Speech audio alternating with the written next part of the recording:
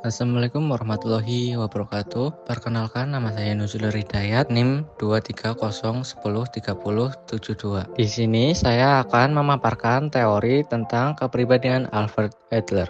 Yang pertama, yang A, terdapat sejarah Alfred Adler. Alfred Adler pada tahun 1870 sampai 1937 adalah psikiater Austria yang mendirikan psikologi individual. Ia menekankan perasaan inferioritas dan dorongan untuk mencapai superioritas dalam perkembangan kepribadian. Adler juga percaya pada pentingnya rasa komunitas dan tujuan hidup. Ia berpisah dengan Freud karena perbedaan teori dan dianggap pelopor psikologi humanistik.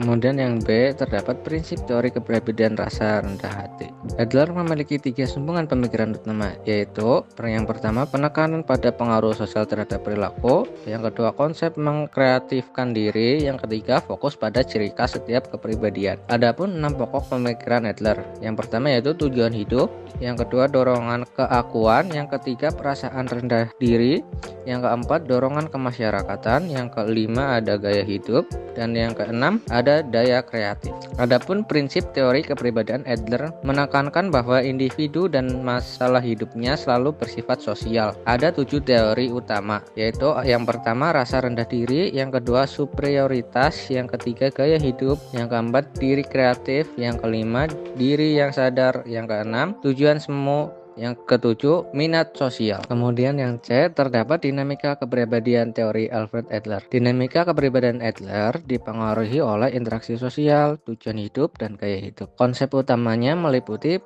perasaan inferioritas, upaya superioritas, gaya hidup, minat sosial, dan tujuan akhir. Dalam praktiknya meliputi peran masa kecil, persepsi subjektif, fiksi akhir, dan gaya hidup. Kemudian yang D, terdapat pengembangan teori Alfred Adler. Yang pertama ada aspek pengembangan teori Alfred, meliputi penekanan pada keseluruhan kepribadian, peran sosial, tujuan hidup, gaya hidup, dan minat sosial. Yang kedua, perkembangan teori dalam praktik, meliputi terapi individual, pendidikan, dan organisasi.